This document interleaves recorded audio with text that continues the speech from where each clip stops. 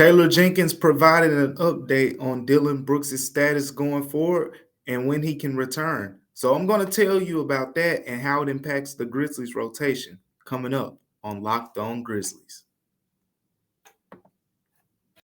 You are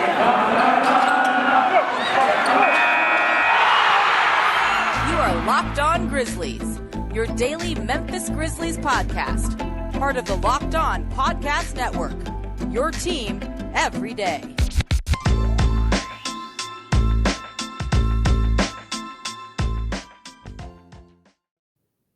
What's going on, everyone? Welcome back to Locked On Grizzlies. I am your host, DeMichael Cole, beat writer for the Commercial Appeal, covering the Memphis Grizzlies now in my first season covering the Grizzlies, but I'm a Memphis native, been around the team pretty much my entire life. So this is pretty fun to see how this team has grown into not just, a cultural phenomenon around Memphis, but a national relevance because of, Ja Morant and the jaw-dropping plays he's making and simply just being a really good team.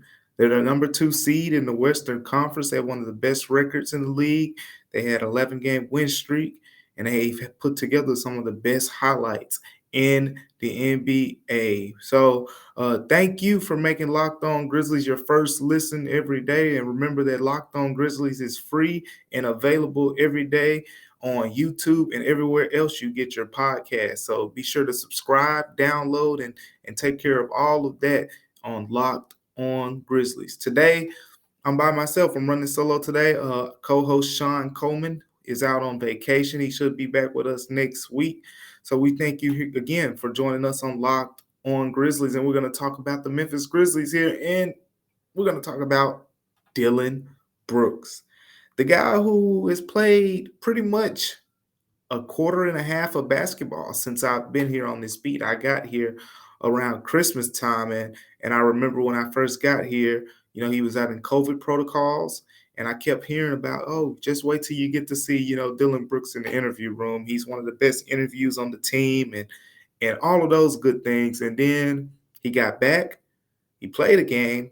We got to talk to him after the game, and then the next game against the Clippers, he gets hurt beginning of the second quarter, twists his ankle. It looked pretty bad, and it turned out to be, even worse than some may have imagined.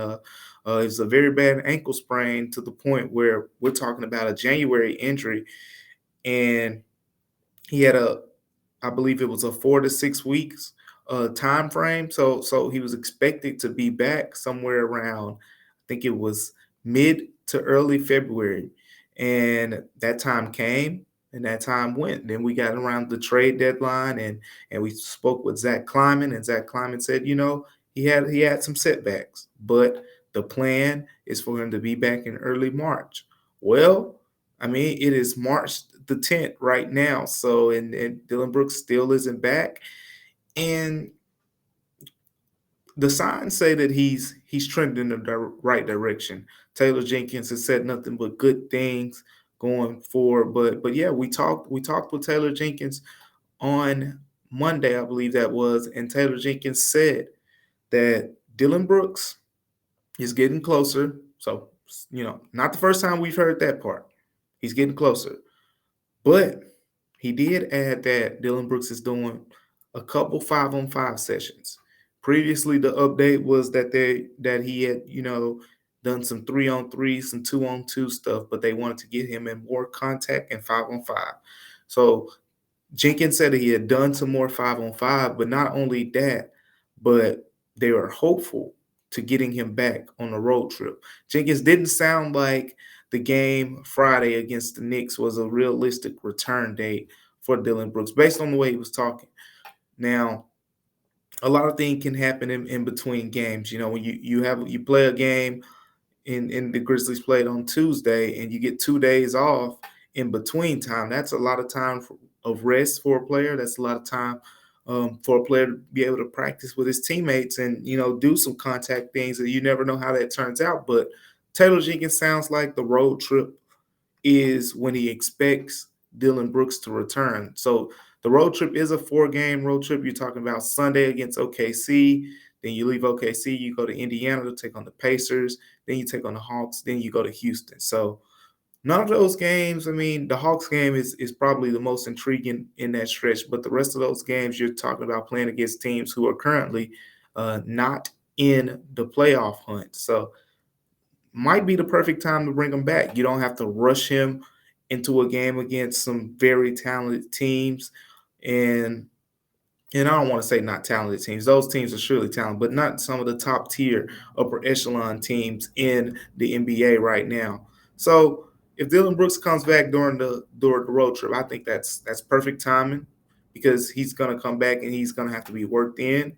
You're gonna have to figure out what lineup works best for him, not just the starting lineup wise, but what players he plays well with when you get to the second quarter. Do you bring him in at the beginning of the second quarter with guys like D'Anthony Melton, Tyus Jones? Desmond Bain usually runs with that unit. Jaren Jackson does as well sometimes. Brandon Clark. Do you bring him in with that group? Or do you bring him in and stagger him like you do with John Morant towards the middle part of the second quarter to finish out the quarter? So a lot of decisions have to be made there.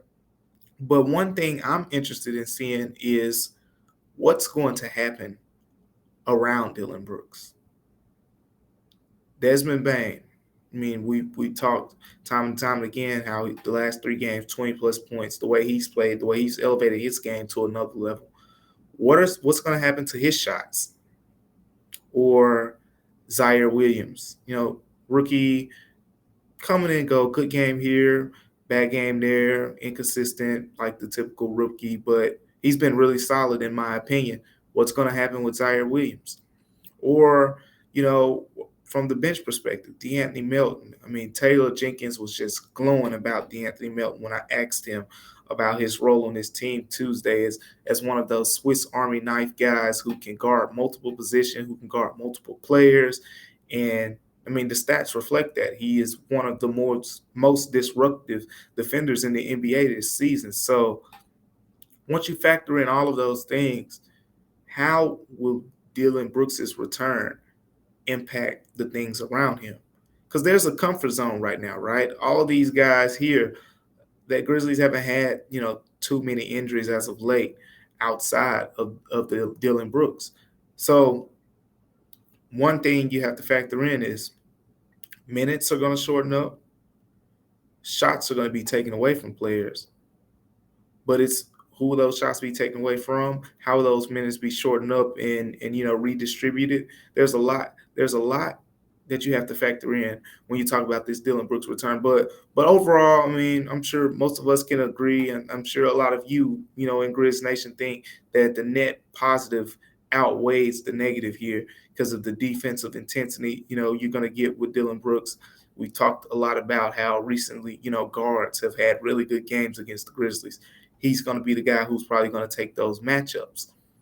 But let's talk hypothetically for a second, and we'll get more into this actual conversation when Dillon Brooks gets back because we'll have more data to go off of.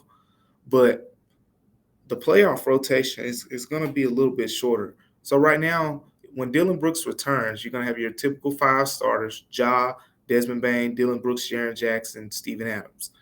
But Brandon Clark, I think that's one guy who 100% will be in the rotation. You can say Tyus Jones will be in the rotation. D'Anthony Melton will be in the rotation. That's 8 players for sure right there. Kyle Anderson, another guy who's, for surely going to be in the rotation. So that's 9 players. Do you extend that playoff rotation to 10 or 11? Because you still have Zaire Williams, John Conchar as 2 really, impactful players for this team. And those are the decisions, Taylor Jenkins will have to make. Taylor Jenkins was on those Milwaukee Bucks staffs where, Mike Budenholzer was criticized because of his, inability to play his guys more minutes in the playoffs. We saw Giannis, didn't play, 40-minute games in the playoffs that much. He rode his bench a lot of times, and it backfired on him.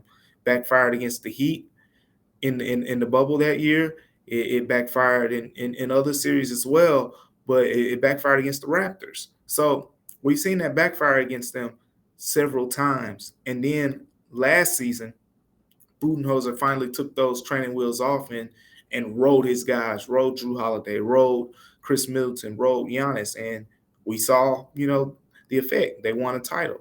So Taylor Jenkins has seen that front and center. He's gonna have to ride some guys.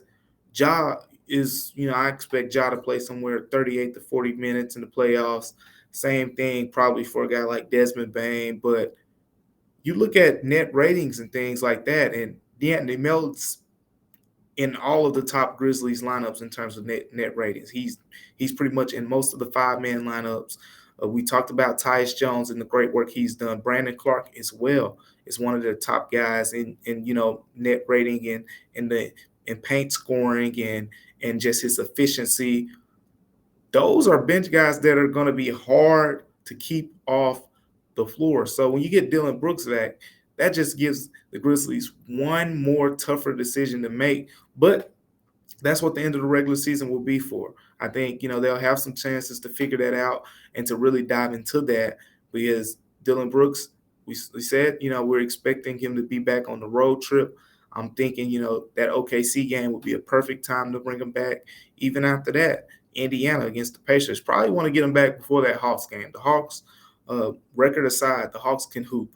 So you get that Hawks game, then you get a couple days off, and then you get Houston. And I think, you're talking about a really good opportunity to get Dillon Brooks involved before you get back home in Memphis against the Brooklyn Nets.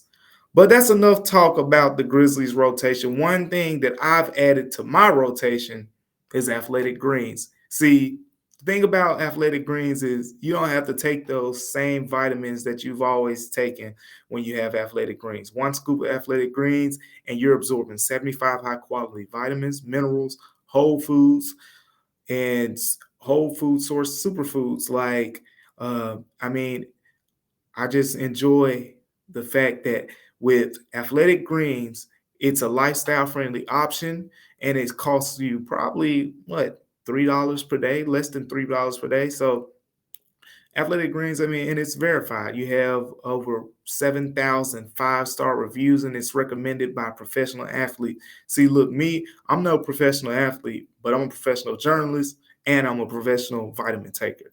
So a subscription with AG, it comes with a year's supply of vitamin D, which we know around this time of the year when it's a little cold, vitamin D comes in handy. So make sure you take advantage of the athletic greens, and it doesn't matter what month or day it is when it comes to Bet Online, because Bet Online always has some interesting odds laid out for you. Only 2 NBA games on tonight, but that's okay because you know what month it is? It's March. And that means March Madness. So get those bets going on March Madness. BetOnline has all the odds of some of the biggest games that can spark some shocking upsets. Duke is a 14-point favorite over Syracuse. Remember, nobody Boeheim in that game, and the defending champion Baylor Bears are favored by 8.5 over Oklahoma. Arizona is a 15 and a half point favorite over Stanford in the Pac-12 tournament over there. And if you remember a few days ago, John Morant was watching Murray State win the OVC championship. And after the game, he said that he wants Murray State to beat Stanford in the tournament if Stanford were to make the tournament, because Zaire Williams was heckling him in the locker room, hoping Murray State that would lose during that championship game. But based on those odds at Bet Online, Stanford is not going to be in the tournament. So it's not looking good for Stanford, but it can look good for you. So go check out those odds on Bet Online, and it's great opportunities there. But let's talk about the standings. Let's talk about the Western Conference standings. The Lakers lost last night, but so did the Pelicans. So from the Grizzlies' perspective there, the Grizzlies are tuned in to that number 10 seed and where, the Lakers will finish, because that top 10 first round protected pick is what the Grizzlies have their eyes on. If the Lakers finish outside of that 10 teams that get in the play in or the playoffs, then they're probably gonna, get a top 10 pick, which will then convey over to Los Angeles instead of going to the Grizzlies. But the Lakers lost and the Pelicans lost. So when the Pelicans lose, it's a bonus as well. So the Lakers are playing bad right now. They've had, I believe, the second worst record over the last 2 weeks. So the Grizzlies are probably you. I For me personally, I think it's a good situation. I see a lot of people who are pretty much scaring themselves out of thinking that this pick is gonna convey to the Lakers in the top 10. But my thought process is, look, if the Lakers are losing but they're staying inside of the play-in, there's a pretty good chance that one, you'll get the pick, and if you get the pick, you don't want it to fall outside of the lottery, in my opinion. Why would you want the Lakers to make the playoffs? You'd want it to be as close to 10 as possible since it's top 10 protected. So the best case scenario you're talking is the 11th pick, the 12th pick, the 13th pick. And right now the Lakers are projected to fall right in that range, which would be music to the Grizzlies fans' ears. You have a historical season and you still end up with a first round lottery pick you can add or package in some other type of deal. So there's that. The Mavericks also lost last night, and the Timberwolves won. So the Wolves are now 2.5 back behind Dallas and 2 behind the Nuggets. So the thing about that is, if you look at the standings, the Grizzlies are likely to match up with the Wolves. The Wolves are the most likely opponent simply because the Mavs, I mean, they have the lead, but the Wolves are closing in. But you look at the schedules, the Wolves have one of the hardest schedules remaining, whereas the Mavs, they're a little bit lower in those rankings. So the Timberwolves are the team. So let's talk about that for a little bit. How would the Grizzlies and the Timberwolves match up? Well, regular season, 2-2 in the regular season. The Grizz won the first game in overtime, and then there was the beatdown. A lot of Grizzlies fans may remember where the Wolves won by 43 over the Grizzlies. So after that game, the Grizzlies won the next one, and then the Wolves won in the game that we remember right after the All-Star break, where the Grizzlies had a 15-point lead and D'Angelo Russell took over in the fourth quarter. So actually, the all-time series is 51-50 in favor of the Timberwolves. So I think it would be an entertaining series, but we're a long way from that point. But I think these these standing updates just throughout the season are critical, because Grizzlies fans, you just aren't used to being, in this type of position where you have this much power and this much control of your own destiny. It's a good feeling, right? Because you look at teams play and you see the Lakers and the Pelicans and the Mavs, and you can just enjoy it as a fan. There's no stress of trying to chase down these teams. The biggest, I guess, watch right now with the Grizzlies is the Warriors, who at this point the Grizzlies control their own destiny, because they'll play the Warriors on March 28th, and as long as they win, stack up wins, and the Warriors, who haven't played well lately, if the Warriors continue to play at this pace, then the Grizzlies will cement themselves as a second seed. But Draymond Green is back soon, so I wouldn't depend on that. I wouldn't depend on the Warriors continuing to be as mediocre as they've been over the past month. Draymond Green will be back, and once he's back, I think they'll take it up a level, and the Grizzlies will have to match that level. But speaking of matchups, how about matching up with Rock Auto? So you're paying 30, 40, or even 100% or more for the same parts from some of these chain stores or car dealerships that you can get at a more affordable rate with Rock Auto. I'm talking brake parts, tail lamps, motor oil, and even something like a new carpet. Rock Auto has you covered. Go to rockauto.com right now, see what parts they have for your needs, and then write "locked on" in their "How did you hear about us" section. So Amazingly, it's an amazing selection, reliably low prices, all the parts your car will ever need. RockAuto.com. So the Grizzlies, 2 days off. And it's very rare in the NBA season that a team gets 2 days off at home. So what can the Grizzlies work on in that time? What should they work on in that time? That's what we're about to talk about. It's There's a lot there, I think, and we asked Taylor Jenkins about the most glaring thing that you the fans, I'm sure you know, and that's shooting, free throw shooting, 3-point shooting. And we asked, how can you what can you do? What can you do? I mean, you can tell the players, hey, take some shots. Go shoot some 3-pointers. Shoot 100 3-pointers. Shoot 100 free throws. Make 100 free throws today before you leave practice. You can say all of that, but how much does that actually help at this point of the season? See, we're well past the 60 game mark, and you start to think, when it comes to things like shooting and teams, where they aren't bringing in new players, you are at this point. So Taylor Jenkins, we asked him about that, and he was like, yeah, basically, what he has to do is just keep emphasizing it. Keep emphasizing the free throw shooting, the 3-point shooting. And the Grizzlies have had good games recently when those things have been emphasized. But just like the free throw and 3-point shooting, another thing is half-court offense. Half-court offense it's been inconsistent, just like the shooting. And I think it's all one and the same, because what happens with the Grizzlies is they play with tremendous pace. And what we've noticed lately is Jaren Jackson's been pushing the pace. Tyus Jones has been pushing the pace. DeAnthony Melton has been getting up the court like a bullet.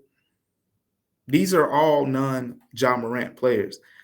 Zaire Williams runs the wing. I mean, I don't want to put him up there with the best in the NBA, but let's just say the way he runs the wing, it's unique. I watch him pretty much every game, especially when he's at FedEx Forum and I'm sitting courtside there, and I tell you, your eyes always go on the ball first. So when I lock in on the ball, after I lock in on the ball in a transition, I'm looking for Zaire Williams if he's on the floor. First player. Then, of course, you're looking for Ja Morant. He usually has the ball. But Zaire Williams is one of those guys, because if you don't look for Zaire Williams, you probably missed a play, because he's like a bullet going up the court. But basically, half-court offense, it's concerning, because the Grizzlies, they have such an emphasis on pace of play, and as they should. It leads to, a lot of easy opportunities. It actually is, the strength of a guy like Ja Morant's game. So you plan, a style that really benefits, the star player on your team and all of those good things. So what about the defensive mistakes too? Because that's something else that the Grizzlies can work on. We've seen, inconsistencies there.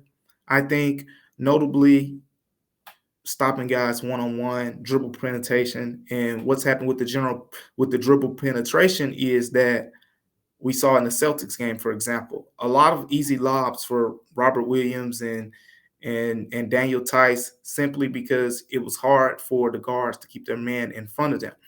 Now, is it hard for them to keep their man in front of them, or is it just simple miscommunication? Let's break that down, because what happens sometimes, I think, is Ja Morant, Tyus Jones, those guys funnel players to their help, which is usually Steven Adams, Jaren Jackson Jr., and Brandon Clark, the bigs.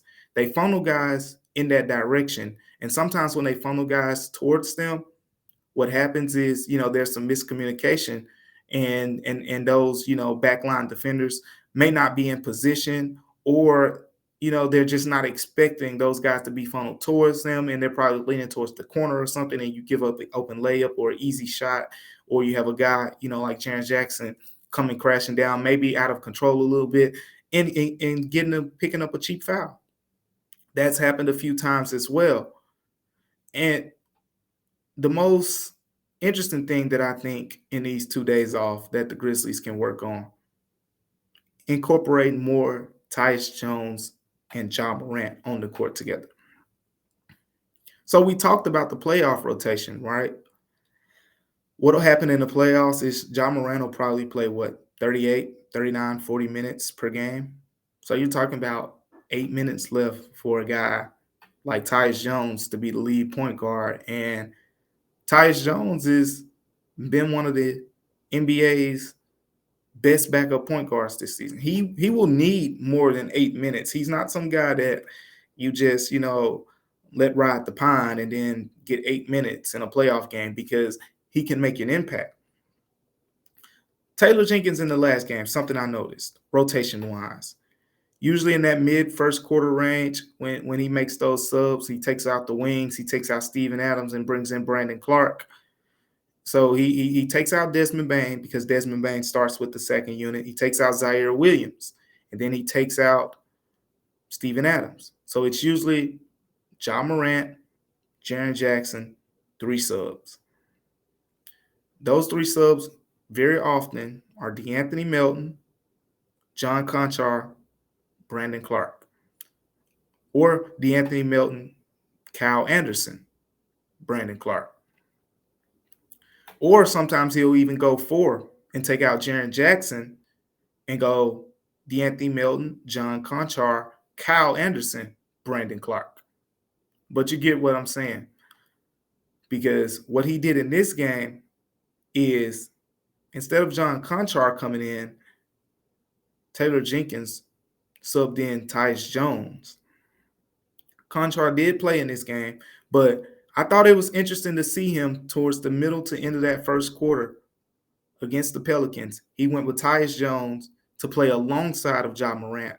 And that was their only minutes on the court together in that game. I think it was the last, probably 4 or so minutes in the first quarter. But they've done that this season. They've done it against pressure defenses, and I think that's when it helps the most. We talked about the Timberwolves earlier. Let's say the Timberwolves are your first-round opponent. Patrick Beverley is going to hound the ball. He's going to hound whoever brings the ball up the court. And, as a fan, you may think of it like, oh, John Morant can get the ball across half court against him easily. I mean, I wouldn't disagree with that. John Morant can get the ball across half court against Patrick Beverley whenever he wants, probably. But what you don't factor into that is when a player picks up a player full court over and over and over and over again, that point guard gets tired. So what usually happens is you want to have another guard on the court who can, take some of that pressure off of that point guard. And the Grizzlies have that in Tyus Jones.